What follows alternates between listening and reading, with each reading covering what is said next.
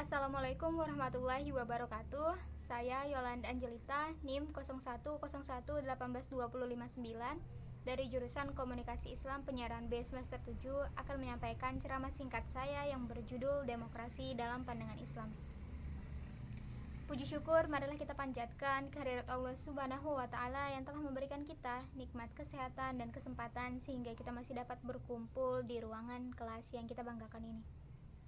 Serta sholawat dan salam ke ruh junjungan kita Nabi besar Muhammad SAW yang kita harapkan syafaatnya di yaumil akhir kelak.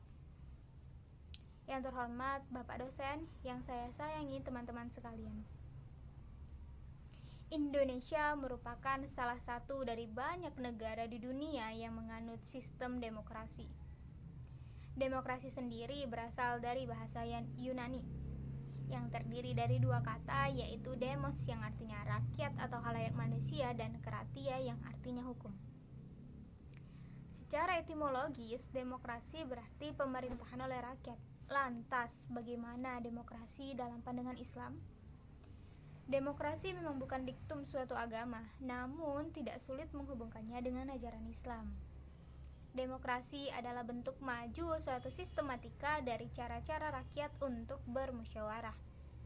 Jelas di dalam Islam ada prinsip bermusyawarah dalam memutuskan pengaturan hal-hal yang bersifat kepentingan umum. Demokrasi digunakan untuk mencapai kemajuan kemaslahatan bersama, berkaitan dengan sistem kepemerintahan dalam bernegara. Islam memperjuangkan kesetaraan. Kaidah-kaidah kepemerintahan dalam Islam menekankan prinsip kesetaraan. Dalam Quran Surah Al-Hujurat ayat 13 yang Allah berfirman yang artinya, "Hai manusia, sesungguhnya kami menciptakan kamu dari seorang laki-laki dan seorang perempuan dan menjadikan kamu berbangsa-bangsa dan bersuku-suku supaya kamu saling mengenal. Sesungguhnya orang yang paling mulia di antara kamu di sisi Allah ialah orang yang paling takwa di antara kamu. Sesungguhnya Allah Maha Mengetahui dan Maha Mengenal." Prinsip bermusyawarah terdapat dalam Quran Surah Al-Syura yang artinya, "Dan bagi orang-orang yang menerima mematuhi seruan Tuhannya dan mendirikan sholat, sedang urusan mereka diputuskan dengan bermusyawarah antara mereka, dan mereka menafkahkan sebagian dari rezeki yang kami berikan kepada mereka."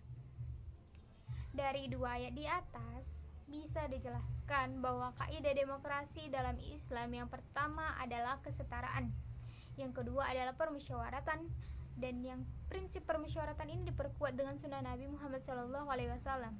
Rasulullah bermusyawarah dengan para sahabat dalam suatu perkara yang tidak disebutkan dalam Al-Quran dan yang Nabi sendiri tidak mendapat perintah langsung dari Allah. Maka hak para sahabat itu untuk memberi pendapat dan usulan dari luar yang Nabi sendiri telah pasti akan melakukannya. Adapun kaidah yang ketiga dari demokrasi menurut Islam adalah ta'awun. Ta'awun adalah menyatakan adanya tuntutan dan kerjasama demi kepentingan Tuhan dan kepentingan manusia bersama. Sama halnya dalam nilai-nilai demokrasi, yakni menekankan kerjasama dan tolong-menolong. Setelah ta'awun, kaidah keempat adalah taghyur atau perubahan. Dalam kaidah ini menyatakan bahwa manusia berperan besar dalam menentukan perubahan hidupnya. Demokrasi menuntut suatu perubahan sejalan dengan perkembangan kesadaran manusia yang selalu ingin mengadakan perbaikan.